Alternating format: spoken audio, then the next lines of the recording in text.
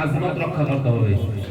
এটা হলো ওযু ছাড়া ধরবেন না, শুনেন, ওযু ছাড়া ধরবেন না, সবসময় ওযু সহকারে ধরবেন।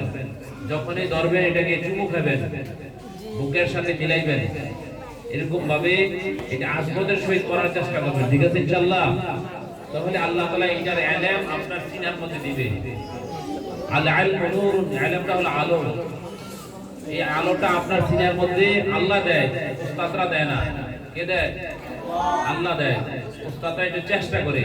এইজন্য আপনার সিনার মধ্যে যদি ইলম আসে, আপনি সব সময় দোয়া করবেন, রব্বি জিদনি ইলমা,